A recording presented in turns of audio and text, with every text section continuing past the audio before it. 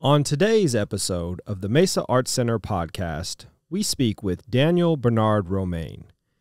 Daniel, also known as DBR, is a Black Haitian-American composer who sees composing as collaboration with artists, organizations, and communities within the farming and framing of ideas. Thank you for listening, and please enjoy this podcast.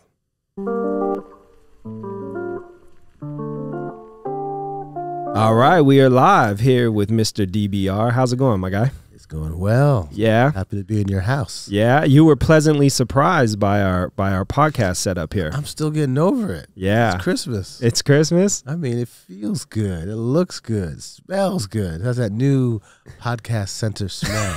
Yeah, absolutely. Yeah. Chairs are plush. Chairs are plush. Yeah. No, this is a big thing for us because one of the things about the Mesa Arts Center is it is, I don't know if you know this, but it's one of the biggest art centers in the Southwest, and it's got so many different components. Yeah. But a lot of times people only know it for what they want to know it for, right? If they take a studio class, a ceramics class, that's all they really think about. And if they come to the shows, that's all they think about.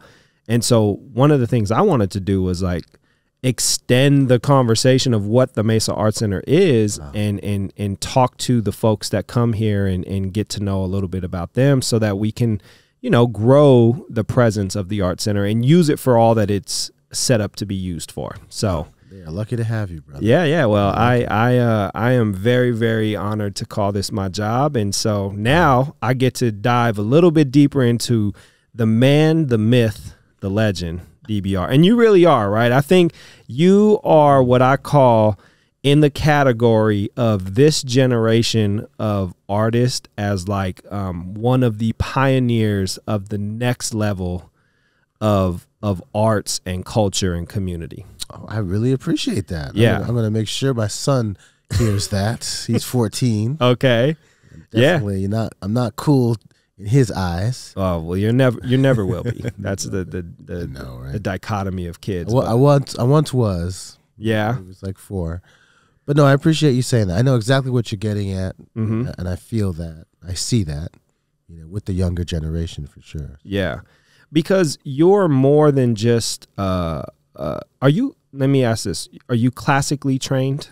Yeah, I took classical violin lessons starting when I was 5 years old. Okay. But, you know, starting at 6 years old, I was playing with other people and learning other things. Yeah.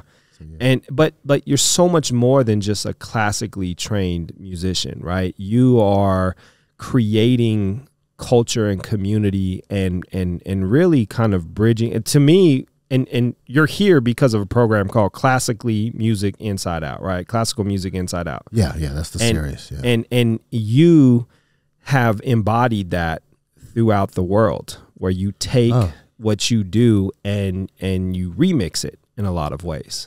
You know, I never thought about it that way. I mean, I'm a composer, but I'm also a performer. Yep. I'm a violinist, but I'm also an electric violinist. Mm-hmm.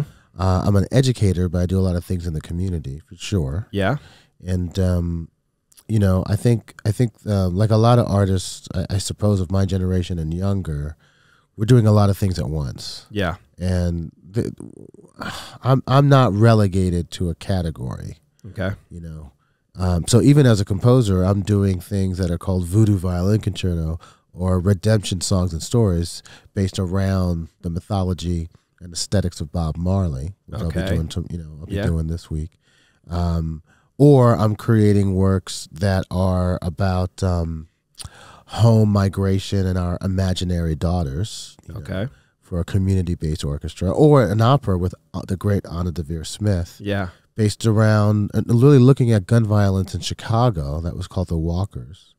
So, you know, I think, I think that I say it simply this way. I'm a Black Haitian-American composer, and by composing, I mean the farming and framing of ideas. I literally read that, and I wanted to ask you, no, because I think the farming, right, was what really kind of, I was like, what does that mean to you, right? Yeah, well, my parents were both born in Haiti. Okay. So there's an agricultural aesthetic in my DNA. Okay. of the land, from the land, by the land. It's an island nation, so the sea looms large, but it's an oscillation between the land and the sea, a balance. You can farm the land as much as you farm the sea, right? So I took that kind of wordplay and applied it, to my own sense of definition, and that's one of the wonderful things about 2023 as we move into 2024. This allegiance to self-definition, and I think there's lots of Pledge of Allegiances out there, but can you take a Pledge of Allegiance to yourself? What's your own national anthem? How do you define yourself? What are the words that are most important? So for me, the farming and framing of ideas is a way of looking at composition, not through a European or a Western European lens, but rather a Black, Haitian, West Indies lens. Yeah.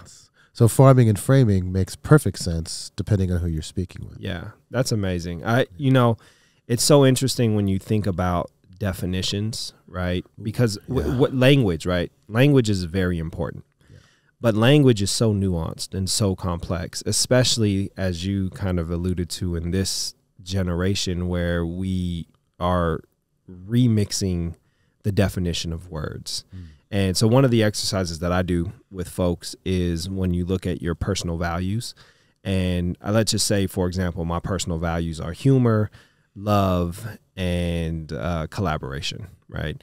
But those are very, very different words depending on how you define them for yourself. And so instead of just saying, yeah, collaboration is one of my values, I ask them, now you have to define that for yourself so that you really know what that value is so you can embody it. And I think you just did that kind of exercise with what you're doing. Well, we're both writers, but yeah, I'm the composer with notes. You are clearly the genius with words. Oh. You are the wordsmith, and I love your work, by the way. Oh, thank you. And I know my lane. Yeah, but I think you're absolutely right. I think that for me, this extends to the classroom. I don't use the word teacher or students. I use the word contributors. We're all contributors to a space, a classroom, a community, a world of ideas. Yep. So on day one, whoever's before me, if we're seeing one another with that kind of equity and intentionality, that we're all going to contribute, that changes everything. A single word, it changes everything. Yep. Everyone stands up a little straighter, if you will, sits up a little straighter. There's just a different emphasis on role and responsibility, where I think teacher and student has its own traditions and its own intentions. Yeah. I have in my own way found my own relationship with words for sure. Yeah. I think that's really important for education. To me, is the foundation of just evolution, right? It's how we grow and continue to thrive as a people, right? But education is only as strong as, and I'll use the fancy word, the pedagogical approach, right? The method of how, I know, right? That's a sexy word. Funny story is I was once blessed to be on a panel with the great Bill T. Jones. Oh. And this was early. It was through I'm shaking Damage, in my right? boots right now, man. Yeah, and it was funny because I didn't know what pedagogy meant. And I remember we were on this panel and Bill was using pedagogy, and I finally I think this is how I won him over. Okay. Was I finally just stopped and I said, look, I don't want to disrespect anybody. I was like, but I don't know what that means. And he was like, I'm so grateful that you asked that question, right? Because and then I was like, oh, the method of teaching, right? Sure. And from that point on, I think it's very interesting. Like, have you ever read the Pedagogy of the Oppressed? Yes. Speaking, right? Yes. So the banking model of education, exactly, right? And so that's right. You're disrupting that. And I think that's really important. I have thought about that. Well, the lessons in some of those, what's inherent in that text. Yeah.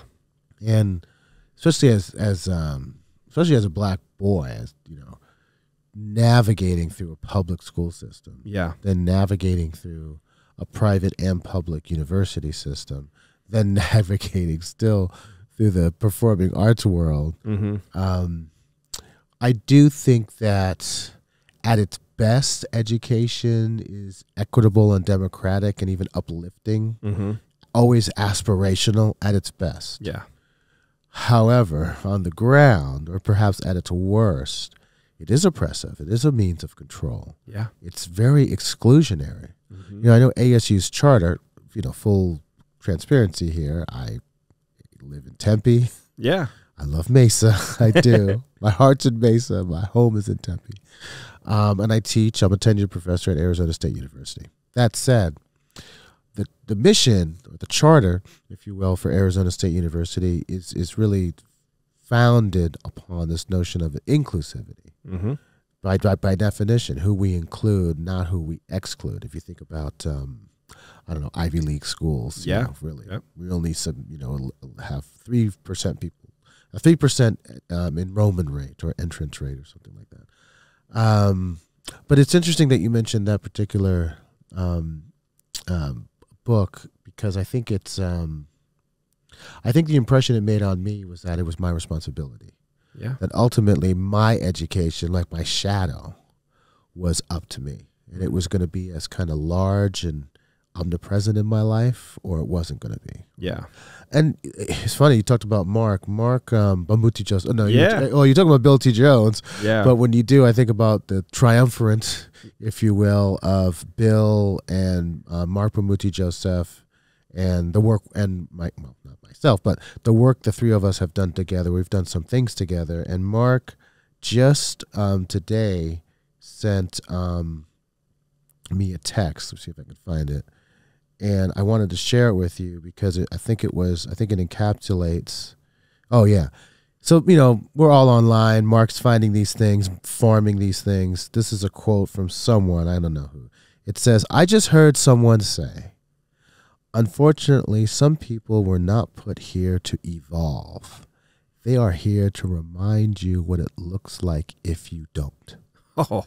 And it makes so much sense. Oh, that's crazy. So, Yeah.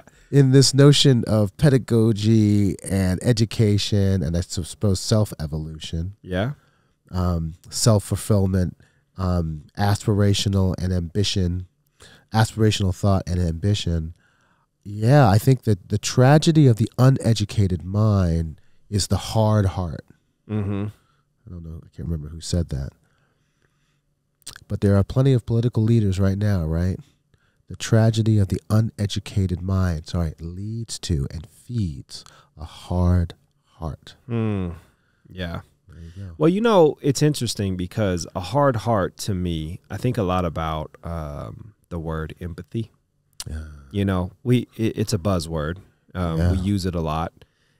When you deconstruct what it actually is and how it is used, right? It's such a, it has to be, in my opinion, one of the most important ingredients to true humanity, right? So you have to have empathy, right? So true. And I think if you don't, you have a hard heart. But one of the most important ways to develop empathy is through education and learning of those that have gone through things that maybe you haven't gone through, it's God, man, why is the world so simple but so complex? Oh, that's a great question. That's a great question. Yeah, well, let's solve it right now. So where was I? Someone was saying on a panel over and over again, binary is dead. Yeah. Binary is full. Oh, actually, it was the great Tamar Kali. This is so crazy. So Tamar Kali, Bill T. Jones, and Mark Bamuti Joseph just did an opera called Watch Night. And they were on a post-performance panel. Okay. Oh, and also Lauren Whitehead, who I think you know. Okay. They were all on a panel together. And Tamar is the person, the artist, the great Tamar Kali, composer, singer-songwriter, who was saying repeatedly, binary is dead. Binary thought is dead. Yeah. So to your thought of things are so simple, yet so complicated, so brutal and so beautiful, I do think about the graduations and the granular moves, let's say, between the most brutal and the most beautiful, right? If it was on a pendulum, okay, you had the two bookends, the two extremes. Just imagine in your mind, you know, a slow moving die moving away from the most brutal. At what moment, incrementally, at what moment does it see or does beauty enter? Right? Yeah. That's really interesting to me because as much as we have these extremes, I do think, especially the longer you live, you do see things along a pendulum. Yes. Right? Yes. And that's when things, especially when they're moving in between, you know, start at the most beautiful. When do things become brutal and horrific? Right? It's not always, you know, what we call in music a static modulation. That literally means that in a beat you might move from one key to another. Boom, static modulation. You hear that a lot in musicals. Okay. You know, hey, I love you, I love you, I love you, I love you. You know, you know what I mean? Like, you know, your key change. But you can also have an elision, which is an overlap where things kind of bleed into a different key, right? Or a different tonal center. So I think about that, just to what you were saying. I'm trying to think of, do I live my life that way? Am I static? Am I going through static changes? Or is my life a series of elisions, a series of overlapping changes? I don't know. I mean, it has to be a combination of a little bit of all of it, right? Yeah, you know, so one of the things that I really love talking about, especially with younger generation, is a growth mindset versus a fixed mindset. Right? Wow. And That's for deep. me, simply a growth mindset is just the mindset that you don't know what you don't know, but if you have a growth mindset, you can learn it, right? Yeah. And a fixed mindset is just like, well, I don't know it, so therefore I'm never going to learn it. But that doesn't mean that you're going to have a growth mindset every second of the day, because you're human, right? Like sometimes you need to sit in a place and rest and learn what you need to learn while you're in that space so that you can get to the next level. But there should always be a progression, right? Yeah. And so it's probably a combination of all of that, because we are, as humans, both the righteous and the kinda, right? Did you say the righteous and the kinda? Kinda, as in Kinda? Kinda, right? So it's like, if the goal is always to be the best human that you can be, right? That is the goal. But like, also that you're always going to be kinda, because you're human. Kind of mean, kind of, you know, like I had a kind of bad day today, you know, and both of those things need to exist for us to be our complete self.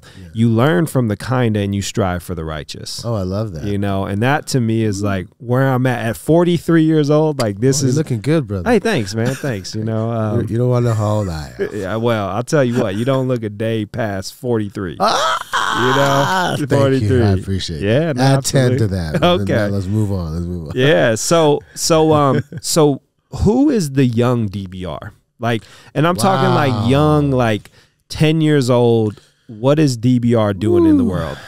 Well, I was just in the Highland Arts Elementary School. Yeah. It's a great school. Yeah, you know, and let me not mention any names because, well, let me give a little bit of the full picture. I have never been there before, so as far as I know. By the way, I am 53 years old. I embrace my age. You should, man. I was born in 1970. That's a good era. And I mean, technically, I guess I'm 52. My birthday is December 11th. I'm just, rounding up. It was a magical time. You know, my father had a voluminous mind and record collection. Nice. And, he was a chemist. My mother was a nurse. I grew up surrounded by books, National Geographic, Time Magazine, Life Magazine, Victor Hugo, C.S. Lewis, of course, James Baldwin.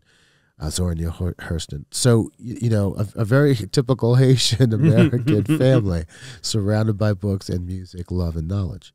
But I was rolling up to Highland Arts Elementary School, and there are fences and gates all around. And if you didn't know it, and I'm saying this lovingly, and I get the reality, if you didn't know it, you would think it was a very unwelcoming place. It almost looked like a prison. Yeah. And you got the sense that security was the most important thing, which of course kind of broke my heart, because just on the other side of those gates were children playing. Yeah. Now I'm rolling up with my violin case that is black. There's 2 violins in there, so it looks menacing. I got a hoodie on, black jeans. Yeah. I'm a young black, relatively young looking black man in America rolling up to an elementary school with a large black bag. And even I went into my parental mode, and I thought to myself, whoa. Mm-hmm. And I walked right in.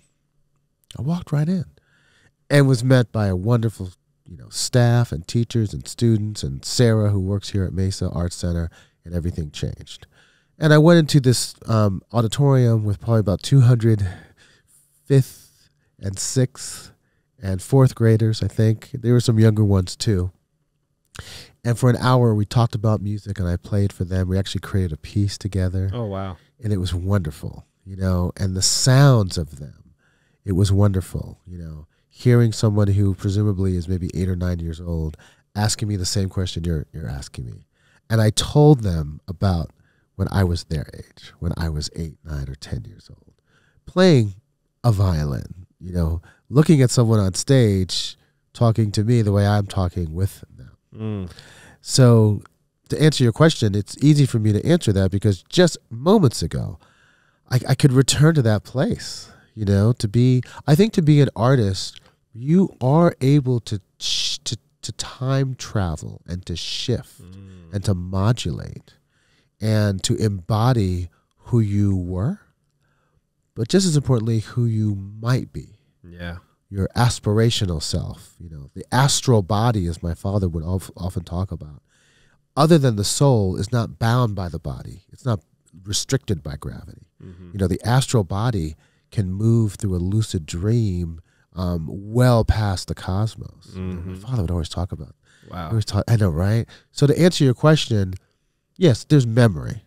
But then, as you might say as a word, the poetic answer might be, I can really imagine the smell of my mother's cooking when I was 10 years old. It was not as spicy for me, right? Yeah. I can imagine her hair, her younger hands. The things around me were all younger too. I was shorter. I had to look up, throat exposed, like any Spielberg film might do, right? To be 10 years old meant I was vulnerable, but also anxious and wanting.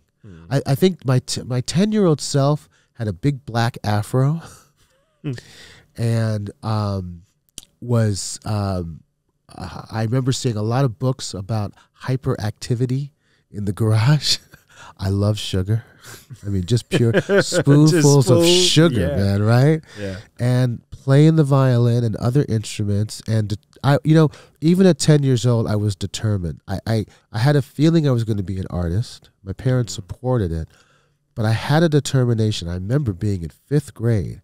I had a determination. I'm not sure where it came from exactly, but I remember thinking, I'm not going to be restricted to my room or the thoughts that occupy that space, that there was a whole world out there. And even at 10 years old, isn't that something? I was ready for it. Yeah. Sorry, I no, kind and generous, dude. Man. Come on, look, now. I'm going on a journey because So, what did your father say about the astral body? Yeah, it's not restricted by the physical body or gravity or this time or this dimension or space. You know what? I think what's the best part about being what I would consider middle age is I'm far enough away from when I was 10 that I remember, but I'm not sure if what I remember was real or if it is something that I made up in my brain, or if it is a combination of all of that, right? I love it, man. And what's interesting is I'm close enough to what would potentially be the transfer of my soul into, you know, wherever I go after this, right? And it's almost a dance in a way where, so for example, the other day I had a dream, and the dream was of a past lover that I don't know that I ever had full closure with. Okay. It's been 15 years since I've spoken to this person. Haven't had a dream about them in 15 years.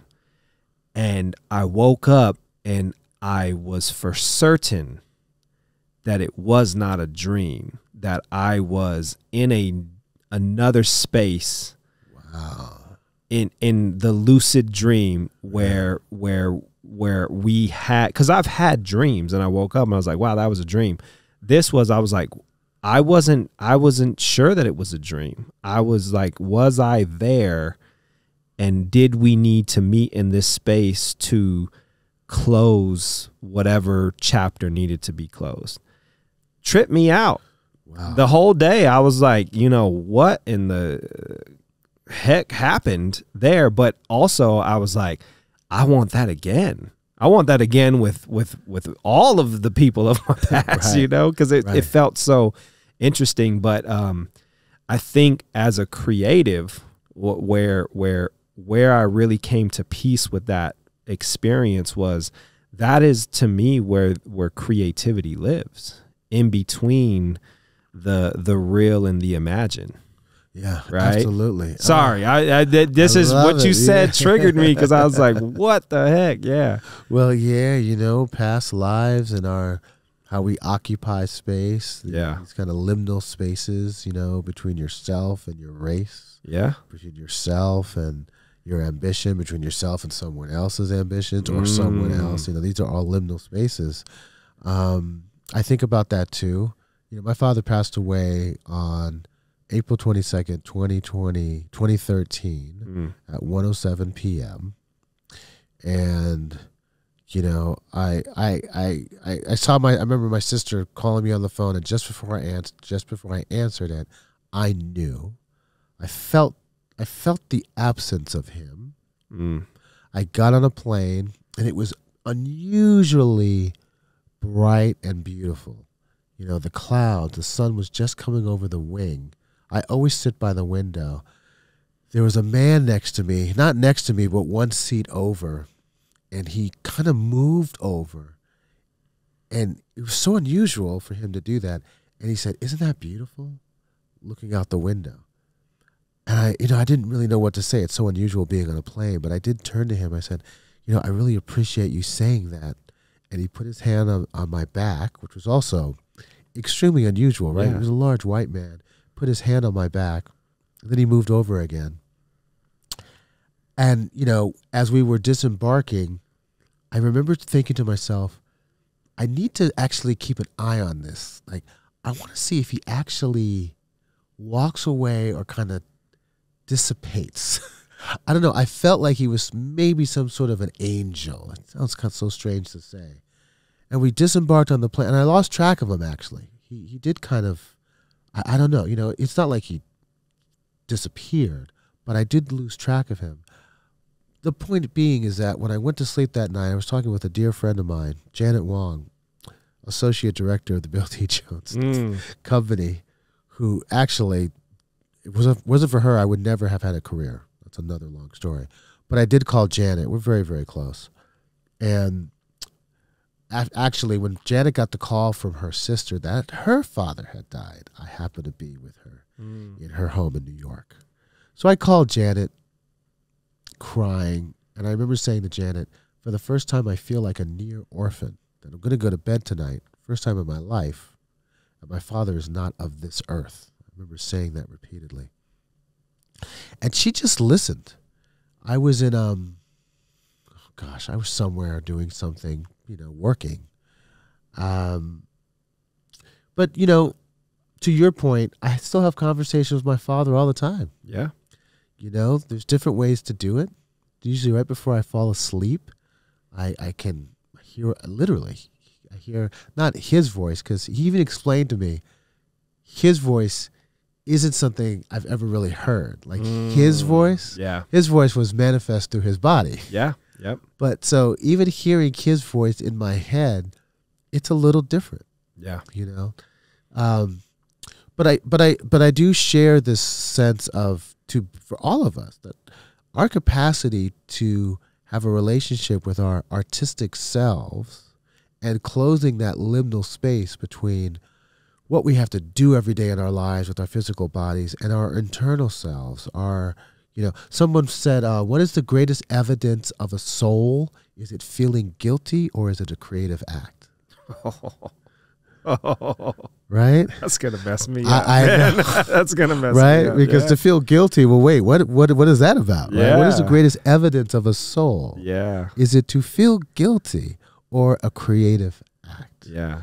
So with that, I think that we could all, especially when well, it's hard for me to say this because I keep talking about things where I don't want to stray. So I'm going to stop myself here and just say, I appreciated what you said and I appreciate what you say because I feel that, well, I'm saying it this way. I always ask myself a question. At a time of trial, terror, and war, what is the role and responsibility of the living? What is the role and responsibility of artists? Yeah. I mean, I think there is a proverb, and it is said that the poet's job is to show the people in the village where the water is.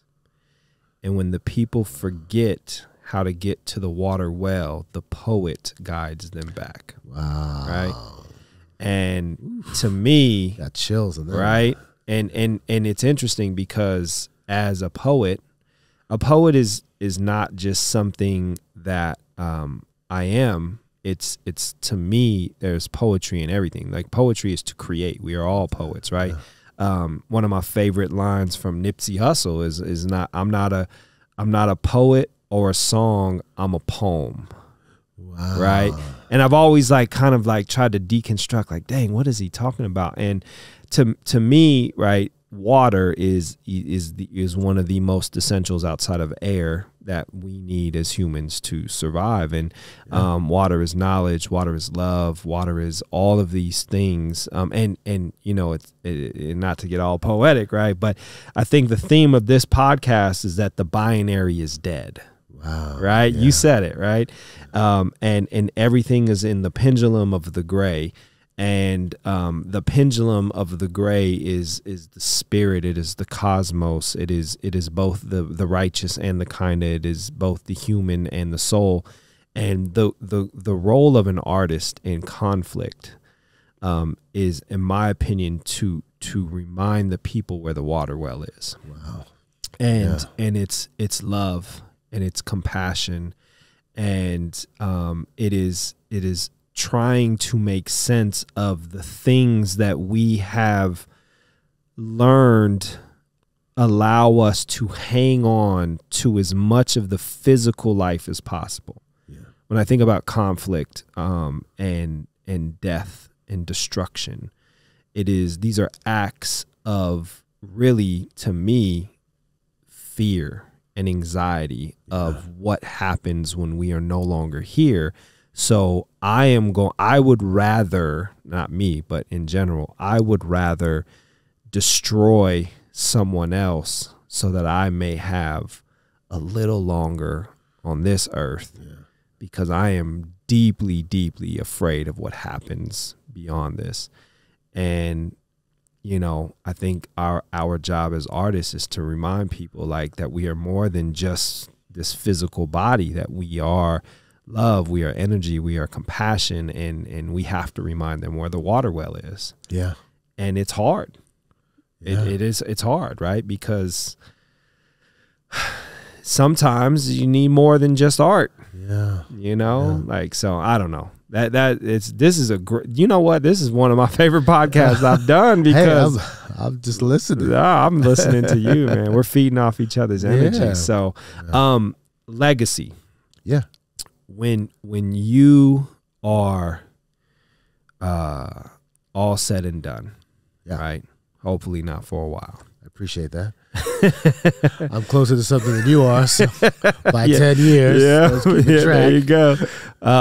What do you want the world to say about DBR? God, it's a deep question, wow, but it's you asking me questions I don't think I've ever even thought about that, which is, I guess, good. Does that make me humble? I don't know. I had not thought about that. I mean, to be realistic and real, I feel like I'm at home. Yeah. I'm not, I'm here with you and yeah. online audience. Like it or not, like it or not, yes, when I die, in all likelihood, I think about your question this way. There will be a New York Times article on it, not because I'm particularly famous or accomplished.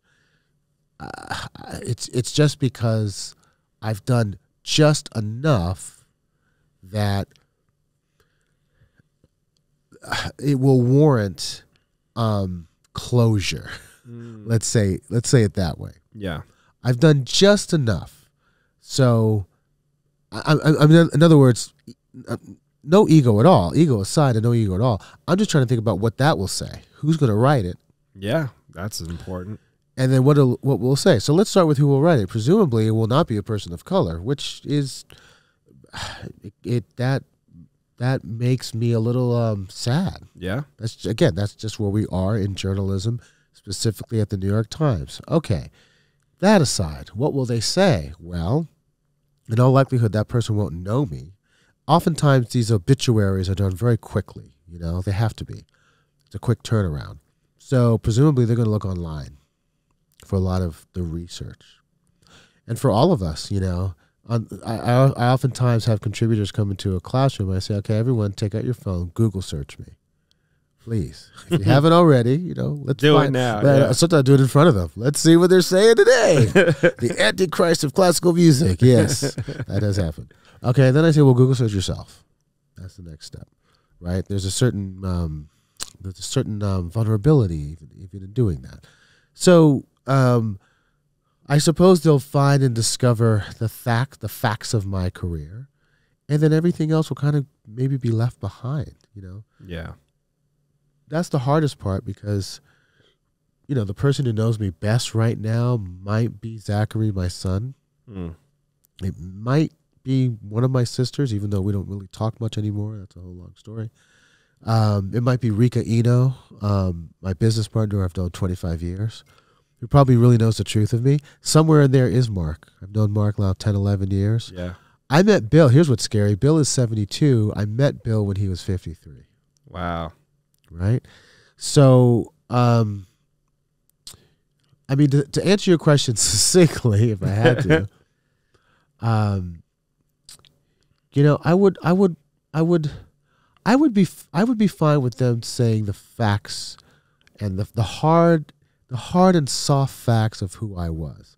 I think the hard facts was that I wasn't always patient, I wasn't always kind, and I wasn't always generous.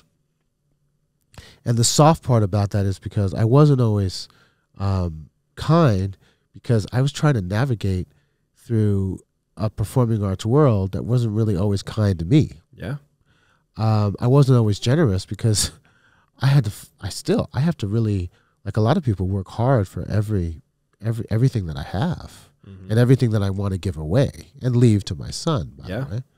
And, I'm only now starting to understand generosity through the eyes of everyone that I'm not, women, the trans community, my Asian and Pacific Island friends, my friends who are deaf or blind or handicapped.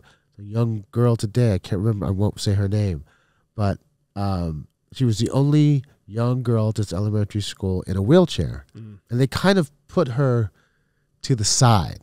Yeah. And in my own way, as artists do, I had the, I don't think she could use her hands really well. I had the teachers just keep moving her closer. And just not even like putting a light around her, but just including her in things. Yeah. You know? So, yeah, I think I would be fine with a paragraph. You know, Frank Zappa, they asked him what he wanted on his tombstone when he died. He said, 2 words, American composer. If you go to see Frank Zappa, that's what's on there. American composer. Yeah. So maybe, okay, sorry, this is such a long-winded answer. No, I love it. You know, maybe it's not even a paragraph. I can see you figuring out the algebra. I am figuring out the algebra right now. I think I would be fine with 3 words. Black, Haitian-American dad. Nice. Forget about the paragraph. Black, Haitian-American dad. That would be enough. Yeah. Is that cool? I love that. That'd be enough. You know, as a father, I feel that no matter what I accomplish in this world, all of it is void if I did not accomplish that at the highest level of being a father. Wow. You know, how many kids you have? So I have 3 children. My wife had 2 children when she was 16 and 18, not my biological, Alexis and Jose. I've raised them. Alexis was 7 when I met my wife. She's now 19. Wow. Bubba Jose was 4. He's now 16. Wow. Then we have Santiago, who is 7, my biological child. Yeah. So I have an interesting relationship with being a father because I am both a stepfather, and I don't say that. Yeah, it's nothing. To be honest with you, being a stepfather is harder than being a father because there's so much. Many cooks in the kitchen. Many cooks in the kitchen, right? But yeah, so I have 3 children, and it's really, really, and I wanted none of them. Not to be disrespectful, I know but like, I didn't plan. We love you. We love you, all children, yeah. But I didn't plan on being a dad because my dad wasn't present in my life, right. And I just was like, yeah, I don't know, but now I can't imagine myself as anything other than being a father. Yeah. So it was really, really beautiful to watch you figure out that legacy question, and I think that those are all encompassing of who you are, right? But to be a father, to be a parent, which is, to be a parent is to be the most selfless version of yourself. Yeah. There is. Yeah. And to be a good human is to strive to be the most selfless version of yourself. So I think they kind of go hand in hand in that way. So. Well, I remember Zachary was born. There's a picture. I don't even know who took it. Just holding him, Yeah. And it was this very visceral feeling of, like, you are of me and your mother, but I'm meeting you for the first time. It's really hard to explain this. Mom is asleep. Like, obviously exhausted. 23 hours of labor plus. So it's me and him, and everybody's left. It's me and him. And I remember thinking, wow, like, I don't know you. Yeah. And he's looking at me very cogently, very open-eyed. Yeah. Really trying to, I don't know you, bro. I don't know you. Yeah. And I remember thinking, wow, we're going to have to I remember saying things like to him, like, I'm not going to be there every day. I'm an artist, but I'll be there every step of the way, which is true. Yeah. I remember saying to him, I'm your father, but you're my teacher. So true. I was just saying all these things. Yeah. But I also remember thinking in that moment, gosh, weren't you there at Vanderbilt? When I was in college, it's very hard for me to imagine life without him. Yeah. Like the life, obviously I had a life before he was born. Yeah. It's hard to actually go there now. I have a very hard time making that leap. And now, by the way, he is 5'8.5". He's my height, wearing his shoes. Yeah. Which still blows my mind. When we wrestle, I got to really work. It's like I don't tell him that, he might, I don't have to work that hard. Yeah. But wrestling with him is not like I'm just like, let's wrestle. Yeah. But I think I think that gets me the most about what your question before is that presumably he's going to read that obituary. Yeah. I'll be somewhere, but it won't be hands-on. When I was at Vanderbilt, I did a lot of weddings to earn money, solo and with a string quartet, solo violins with a string quartet. One day someone said, hey, if you really want to earn money, there's this funeral that's going to be happening tomorrow. Can you play it? Yeah. I said, sure. I'm 18 years old. Yeah. A few years older than Zach is now. I said, sure. So I went. It was like, $40, which is a lot of money for me in 1989. So I went. It was in the hills of Tennessee. This is Vanderbilt University. There was no floor in this church, dirt. And I walked in there, and there's a child in the casket, open casket. Child, maybe 8, 9 years old. And that's when I realized what was going on. And this kind of pastor came in and began to read, and he asked me to play, kind of underscore him. Yeah. And I'm saying, just when you said what you said about your partner, there was a very young woman who was presumably this child's mother. She looked to be, I don't know, maybe 20-something, not that old. Yeah. But she looked extremely young. And then we went out to the back of this church, and when they started lowering the casket into the ground, this young mother started to wail. I'll never forget it. It's an indescribable sound of a very young person who has just become a woman who is now burying her child. And, man, I remember making a mental note. I don't ever want to bury my child. I want my child to bury me. Yes. And to have to play music, and that somehow that was helping the moment. Because there's a sound of a casket being loaded. It's terrible. These like the cranking of it. And every rotation, this child you could feel was leaving the earth, or going into it. Yeah. So I remember trying to cover up the sound. And it's just me. And by the way, I'm the only black person there. I had very long hair. Yeah. These were poor white people. I'm assuming these were poor white people. And after it was all said and done, this mother came up to me. She never said a word. She just looked at me, these incredible blue eyes that were completely red behind them. You could tell she had been crying for days. She just didn't hug me. You know when someone holds on to you? Yeah. She held on to me. And, I don't know. I think that there's something about our children that does inform our humanity at its best. Yep. And there's so many things I guess I could say about that. But I love how you're talking about your children. I can only imagine the kind of father that you are to all of them and the equity that you speak about them, which I think is so powerful.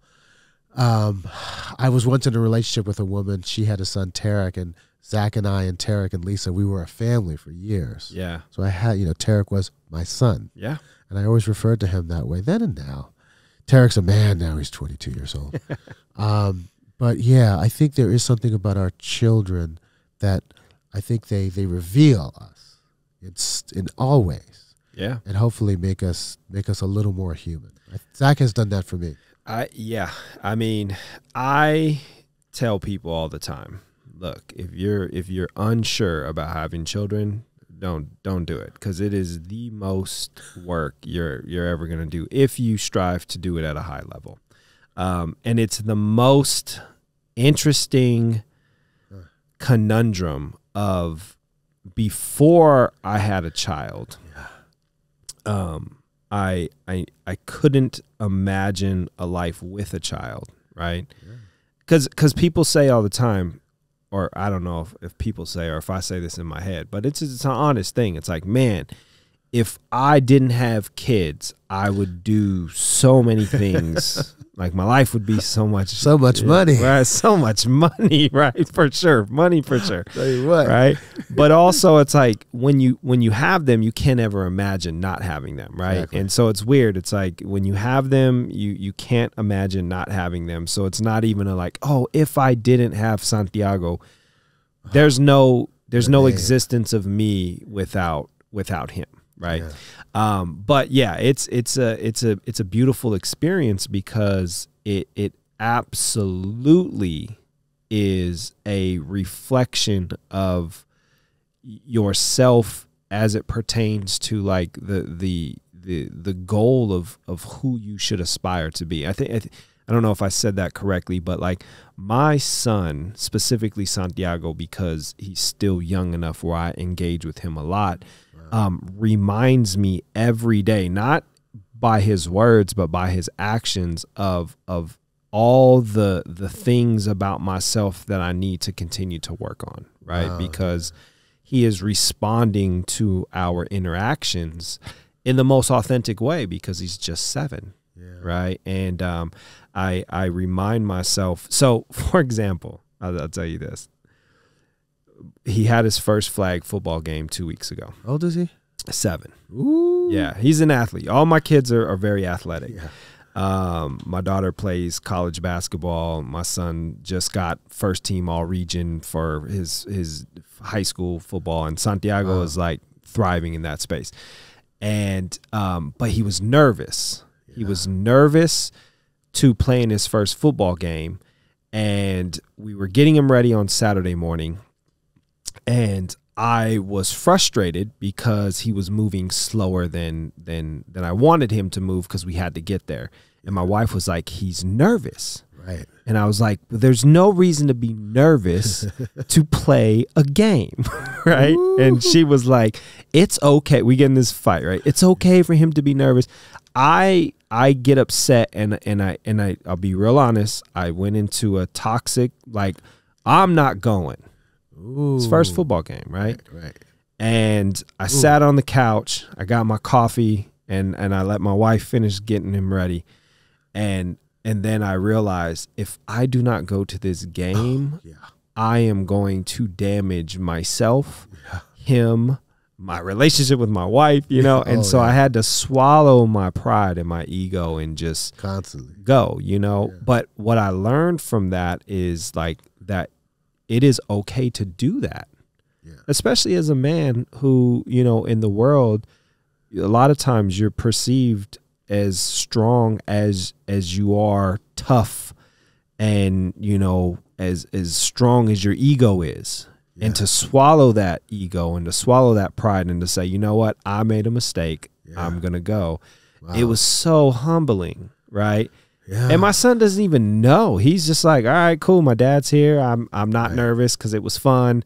And he doesn't even know how much growth I got from that interaction. Yeah. As a 43-year-old dude. I'm like, wow. Yeah. So I know you know.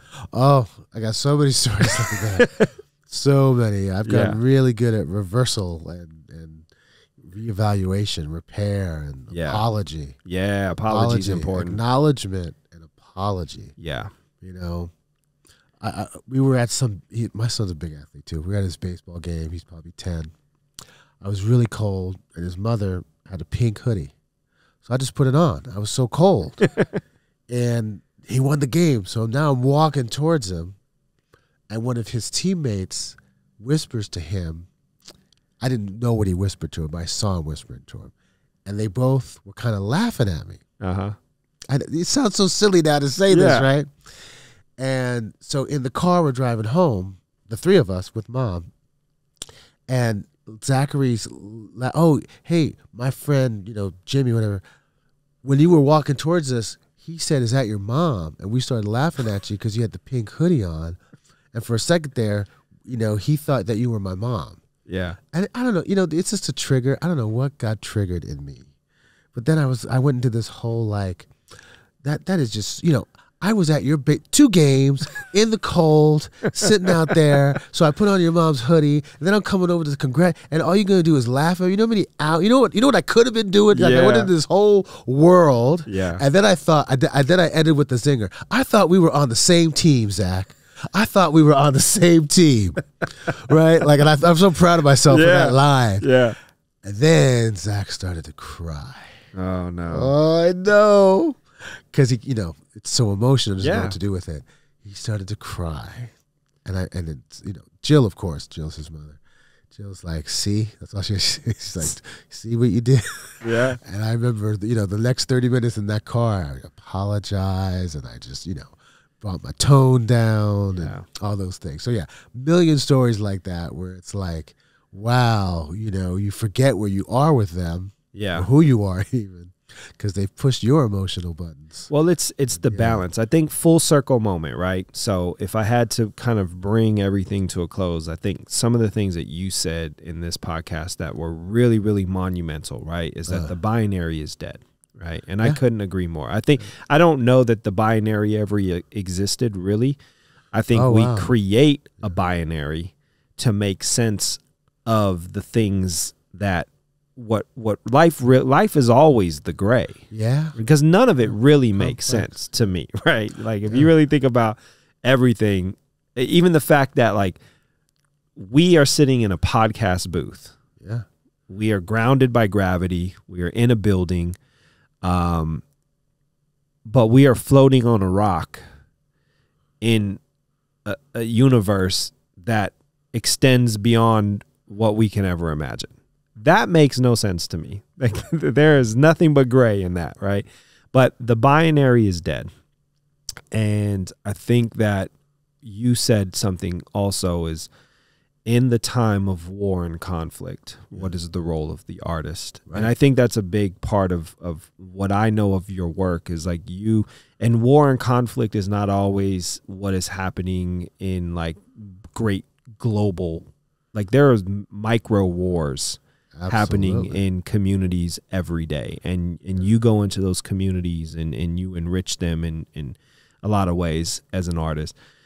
And then we talk about children, right? And I think that when my wife and I eventually had a conversation about what happened, she said that her job is to make sure her kids always feel loved and supported, and that it is okay to be nervous. What it's not okay is to let those nerves stop you from trying something new. And I couldn't agree more. Yeah. And I said, I agree with you 1000%. And I appreciate that our kids have a mother like you in their life.